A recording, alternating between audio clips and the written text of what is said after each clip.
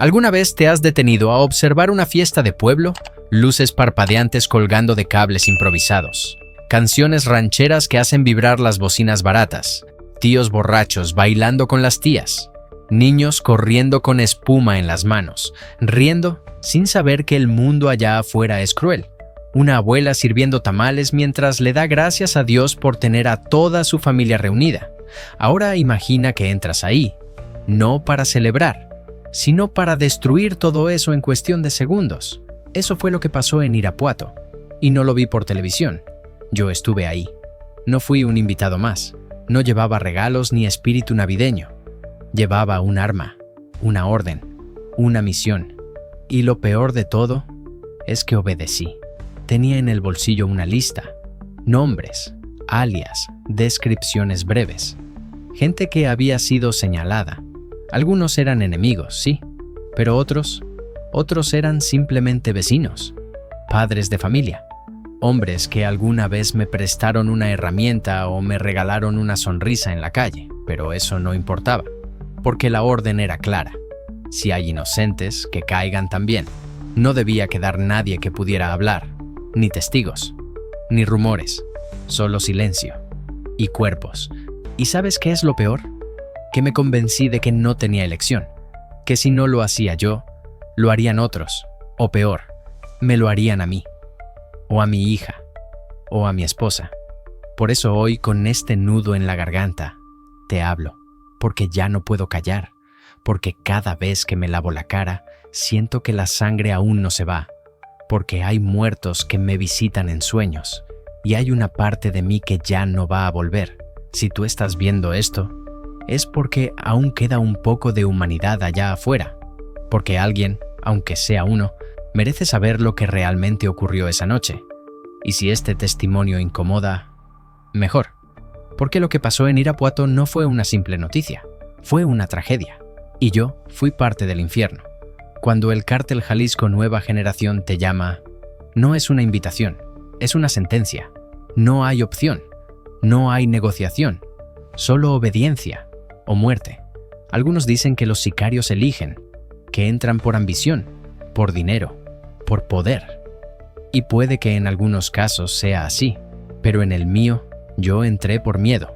Detente un momento y piensa, ¿qué harías tú si supieras que, si te niegas, lo siguiente que verás será a tu hija en una bolsa negra? ¿Podrías vivir con eso? ¿O preferirías convertirte en lo que juraste nunca ser, solo para salvarla? Yo tenía una hija, enferma, pequeña, frágil, y ellos lo sabían. Sabían que ese era mi punto débil. Sabían que si me presionaban ahí, no iba a decir que no. No hacía falta que me apuntaran con una pistola. La amenaza era más cruel y más efectiva. Semanas antes, a uno del grupo, el Tico, le ofrecieron una misión similar. Él se negó. Lo encontraron colgado de un puente, con los ojos arrancados y la lengua en la mano. A su esposa la dejaron viva. ¿Para qué? Para que contara. Para que el resto supiera qué pasaba con los que desobedecían. Déjame tu opinión en los comentarios. ¿Crees que tenía otra salida? ¿Hubieras hecho algo distinto? Así que no. No lo hice por gusto. Lo hice porque, desde que me llamaron, ya estaba muerto. Porque me lo dejaron claro sin decir una sola palabra. Obedeces, o los tuyos pagan el precio. Por eso estoy aquí contando esta historia. Porque si me callo, esa parte de mí que aún sobrevive, también va a morir. Suscríbete, comparte y comenta si crees que esta verdad merece salir a la luz. Porque mientras más personas lo sepan, menos poder tendrá el miedo. La noche era espesa. El aire olía a tierra mojada, pero también a tensión. Nos citaron en una casa vieja, en las afueras de Salamanca, sin ventanas, sin luz, solo el zumbido lejano de los insectos y el miedo respirando al lado de cada uno de nosotros.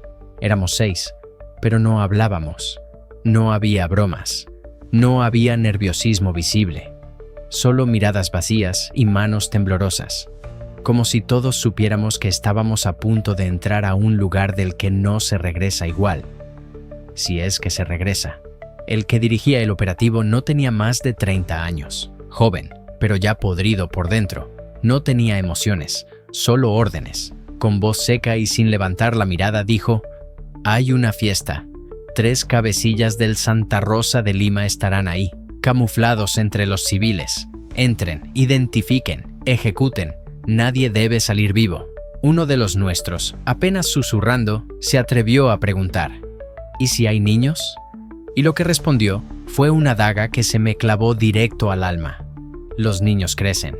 No dejen cabos sueltos. Nadie más volvió a hablar. Fue ahí, en ese momento exacto, cuando lo entendí. Ya no había retorno. Había cruzado la línea. No como quien se desliza, sino como quien es empujado sin remedio al abismo. Volví a mirar mi celular. La pantalla mostraba la última foto de mi hija sonriendo, a pesar de la fiebre que la mantenía débil. Y mientras todos guardaban silencio, yo me convencía a mí mismo de que iba a hacerlo por ella, por protegerla, por salvarla, aunque eso significara convertirme en lo que más temía, en un ejecutor, en una sombra sin alma, porque esa noche no íbamos a una misión, íbamos a cruzar la frontera del infierno, y sabíamos que algo dentro de nosotros no iba a volver. La fiesta estaba en su punto.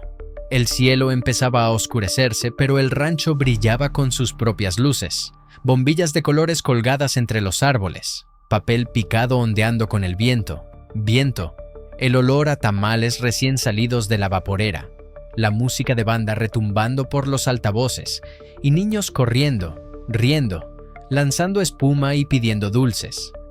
Era una imagen que parecía sacada de una postal navideña. Pero nosotros éramos la mancha que venía a destruirla. Llegamos en caravana, con los motores apagados antes de doblar por el camino. Las camionetas blindadas, sin placas, con los vidrios polarizados, vestidos con pasamontañas, chalecos tácticos y fusiles colgando como si fuéramos soldados. Pero no éramos soldados, éramos sombras enviadas a apagar vidas. Un halcón infiltrado, disfrazado de mesero, caminó entre la gente como uno más. Y entonces lo hizo. La señal. Se tocó la oreja izquierda 2 veces y levantó un vaso. Ese era el código. Todo se congeló. No por fuera, sino por dentro. Mi corazón comenzó a latir tan fuerte que sentía que podía escucharse por encima de la música. Me bajé de la camioneta con las manos sudadas, apretando el fusil con tanta fuerza que pensé que lo iba a partir, y entonces lo vi. Uno de los objetivos estaba allí, sonriendo, con una niña en brazos, comiendo, como cualquiera, como un padre más, como si no tuviera nada que ver con la guerra que se estaba desatando en la ciudad. Y por un segundo, uno solo, me atravesó la duda. ¿Y si no es? ¿Y si se equivocaron? ¿Y si lo matamos? Y no era él. Pero esa pregunta no tenía espacio. No había tiempo para pensar, solo para obedecer, porque ya sabíamos lo que pasaba con los que dudaban, con los que bajaban el arma, con los que titubeaban. Así que lo apreté, el gatillo, el corazón, los dientes, todo. Y cuando el primero disparó, el mundo se partió en 2. De un lado, la música, los colores, las risas. Del otro, el estruendo seco del AK-47, los gritos, el caos. La piñata seguía colgando, girando lentamente, como si aún no entendiera lo que estaba por caer. El primer disparo sonó como un trueno seco, como si alguien hubiera partido el cielo en 2. La música se cortó de inmediato. La fiesta se transformó en un grito colectivo. La alegría explotó en pánico. La piñata, una estrella de 7 picos, seguía colgando en el centro del patio, balanceándose suavemente, como si no entendiera que el mundo a su alrededor acababa de romperse. Y entonces, yo también disparé. No apunté, no pensé, solo apreté el gatillo. Lo que vino después fue una escena salida del mismo infierno. Vi caer a madres que intentaban cubrir con sus cuerpos a sus hijos. Niños corriendo, sin entender de dónde venía el peligro. Ancianos paralizados, con los ojos abiertos y las manos temblando. El suelo, de tierra apisonada, pronto se mezcló con sangre, confeti y fragmentos de plástico de los juguetes que acababan de regalar. Una señora, de no más de 40 años, se me acercó a gatas, desesperada, llorando, con el rostro lleno de polvo y miedo. «Por favor, mi hijo no hizo nada». Antes de que pudiera responder, Antes siquiera de bajar el arma, uno de los nuestros le disparó a quemarropa. Ella cayó de lado, con los ojos abiertos, como si todavía suplicara incluso después de muerta. Quise vomitar, quise soltar el arma, quise correr, pero no lo hice, porque ahí, en ese infierno, si perdías el control, te convertías en el siguiente objetivo. No había espacio para el remordimiento, ni para la humanidad, solo para el caos. Y mientras el fuego cruzado seguía llenando el aire, yo seguía jalando el gatillo, con las manos temblando y el alma rota, porque si me detenía, moría yo.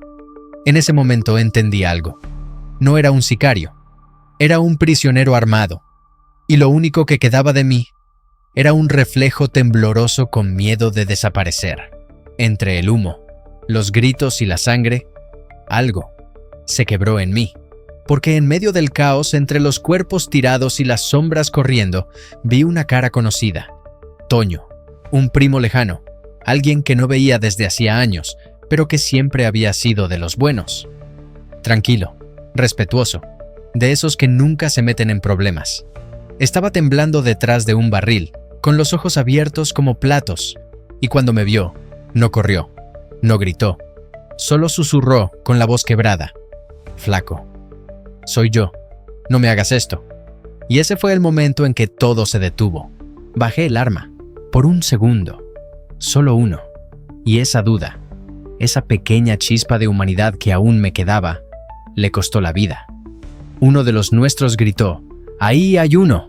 Y antes de que pudiera reaccionar, antes de que pudiera gritar «no», la ráfaga salió de un fusil y Toño cayó al suelo.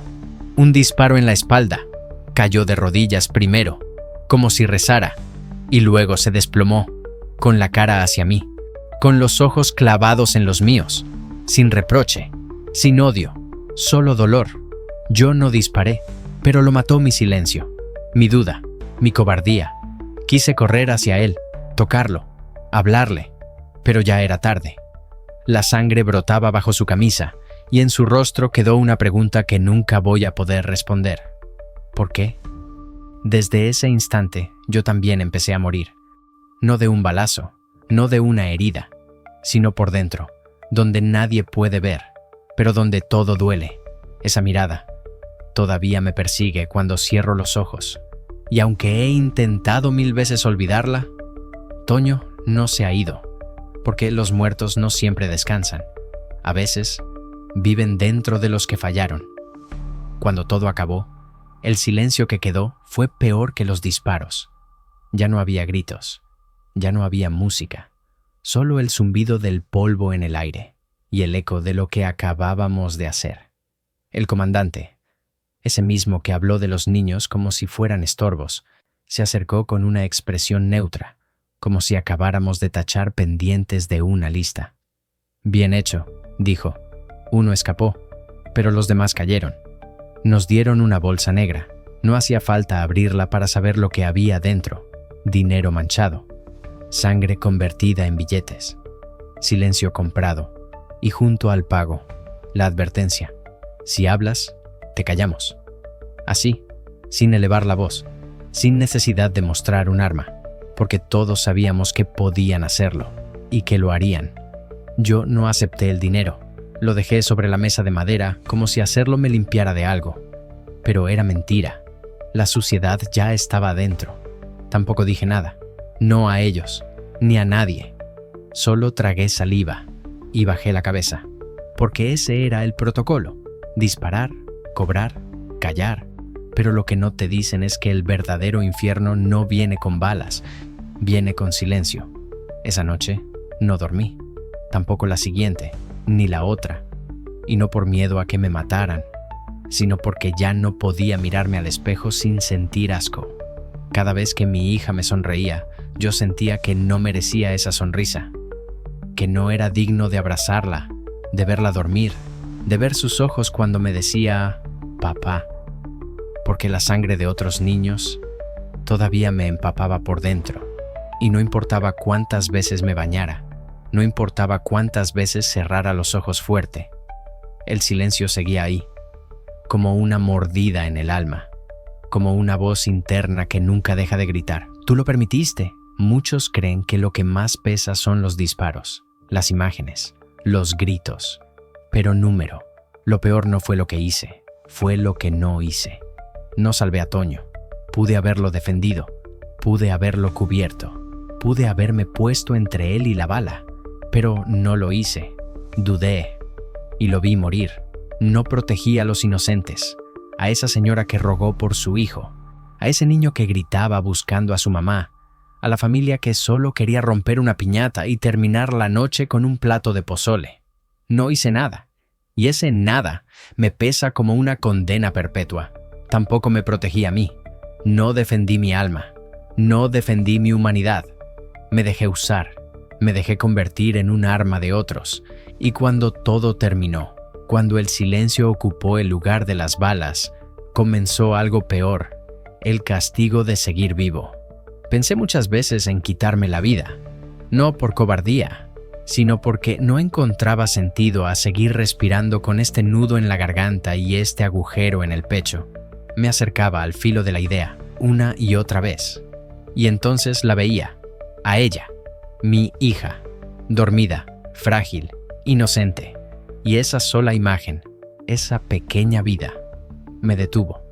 No por miedo a morir, sino por la responsabilidad de contar, de hablar, de confesar, de romper el ciclo del silencio que protege a los verdugos y sepulta a las víctimas. Tenía que vivir, no para mí, sino para decir la verdad, para mirar a los ojos a quienes aún tienen dudas y decirles, sí, pasó, y yo fui parte, y lo siento, aunque eso me cueste la paz, la libertad, la vida, lo que sea. Pero ya no el silencio. Mi nombre real no importa, ni lo voy a decir, no por miedo, sino porque aún me buscan. Aún hay ojos siguiéndome, aún hay amenazas, pero eso ya no me detiene. Lo que me detenía antes era el miedo a que supieran que fui yo, el miedo a que tocaran a mi hija, el miedo a que me callaran como han callado a tantos. Pero ahora el miedo cambió. Ya no temo que me maten. Temo seguir vivo y no decir la verdad. Seguir respirando y seguir siendo cómplice del silencio. Porque eso es lo que más te pudre. Callar, tragar lo que viste, enterrar lo que hiciste y pretender que todo sigue igual. No soy un héroe. No busco compasión. Soy un cobarde que obedeció por miedo. Un hombre que dejó que el dolor ajeno se convirtiera en su sombra. Un asesino que intenta, con lo poco que le queda, hacer lo único que todavía puede: confesar. Esta historia no la cuento para justificarme, ni para que me perdones, ni para hacerme viral. La cuento porque alguien tiene que hacerlo, porque si yo no lo digo, nadie lo va a contar. Y si nadie lo cuenta, esto se va a repetir. El narco no da poder. Eso es mentira. Te da armas, sí. Te da dinero, tal vez. Pero te quita algo mucho más valioso: el alma. Yo la perdí, y ahora, con este testimonio, intento recuperarla, aunque sea un pedazo. Hoy no te hablo como sicario, ni como víctima, ni como narrador de una historia más. Te hablo como un ser humano que tocó el fondo del abismo y aún quiere salir. No te estoy pidiendo lástima, ni comprensión. Solo te pido algo, pero no por mí. Te lo pido por ellos, por los niños que no vivieron lo suficiente para entender por qué murieron, por las madres que cayeron abrazando a sus hijos, por Toño, que solo quería vivir tranquilo y terminó con los ojos abiertos en la tierra, por todos los que murieron sin saber por qué. Comparte este video si crees que esto no puede repetirse jamás. Suscríbete si quieres escuchar historias reales que los medios jamás se atreverán a mostrarte. Y deja tu comentario abajo. ¿Tú crees que todavía hay esperanza para alguien como yo? ¿Crees que una persona puede encontrar redención después del infierno? Tu respuesta importa, porque mientras haya alguien que escuche, mientras haya una sola persona que decida no voltear la cara, hay una posibilidad de que algo cambie. Y si este testimonio sirve para abrirle los ojos a uno solo, entonces no morí por dentro en vano. Haz algo. Porque callar también es ser cómplice.